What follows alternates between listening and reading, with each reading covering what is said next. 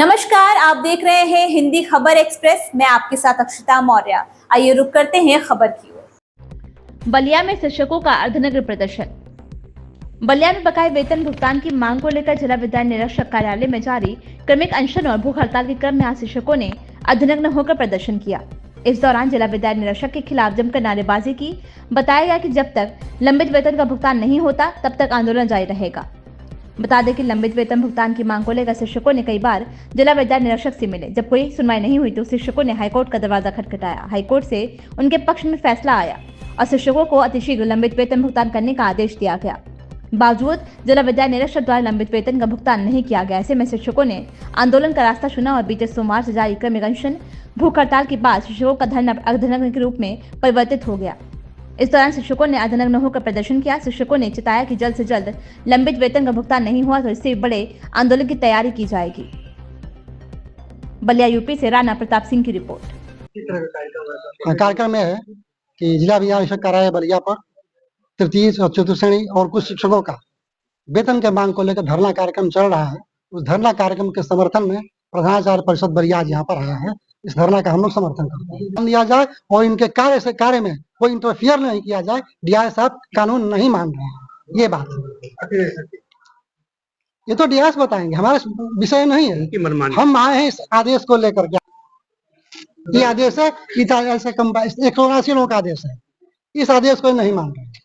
अगर ये इस आदेश को अगर नहीं मानते हाँ, तो आगे की रणनीति क्या आगे की रणनीति होगी, हम लोग हाई कोर्ट से मशवरा करेंगे, लीगल सेल से बात करेंगे और बात करके 3 दिन का समय इनको दिया जा रहा है। नहीं मानेंगे तो आगे की कार्रवाई हम लोग करेंगे, कानूनी कार्रवाई। अभी आप लोग के द्वारा किस तरीके का धरना प्रदर्शन किया जा रहा है, किस तरीके का ये हड़ताल है? हाईकोर्ट के आदेश के क्रम में वेतन भुगतान के लिए।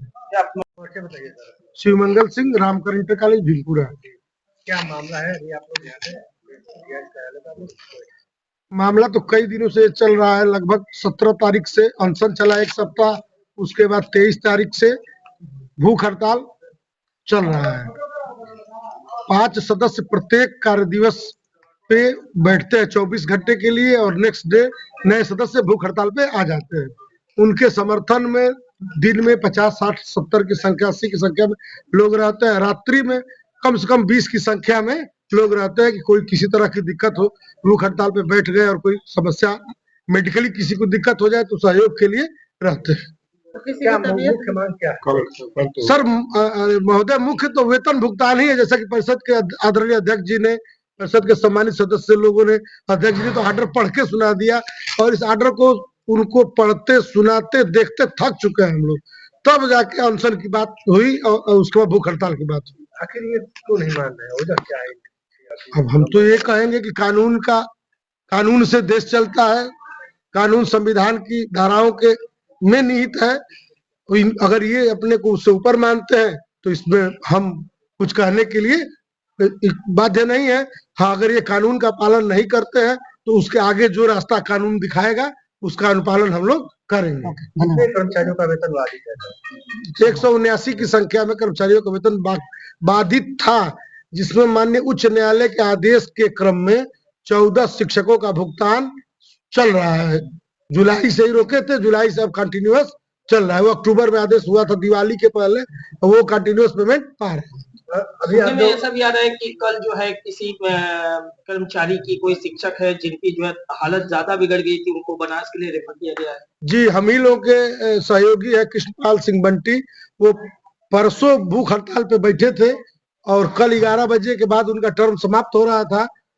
अभी यहाँ बैठे ही थे, बातचीत चल रही थी, आपस में लोगों को सहेजा जा रहा था। तब तक डीआईएस महोदय की गाड़ी आ गई और वो अंदर गए और कुछ और शिक्षक नेता भी थे जो पूर्व में बैठे थे।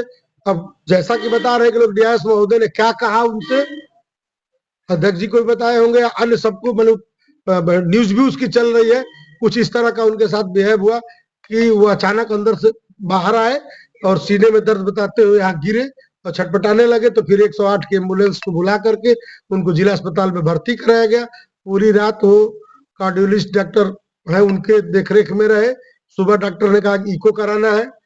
इको की सुविधा बलिया में नहीं है, इसलिए आप एक बार बनारस इको करा के या तो वहीं दिखा लीजिए या यहाँ ले आइए। तो मैं अगर कोई दूसरी बात होगी तो आपको अवगत करा सकूंगा। अच्छा, एक चीज मेरे को ये बताइए, वेतन भुगतान पिछले 6 महीने से नहीं किया जा रहा, वेतन भुगतान नहीं होने से क्या समस्या है अभी आप लोग के लिए?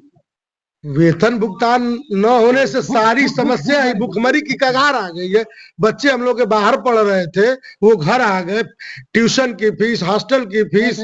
इस खबर में बस इतना ही। बने रहिए हिंदी खबर एक्सप्रेस के साथ।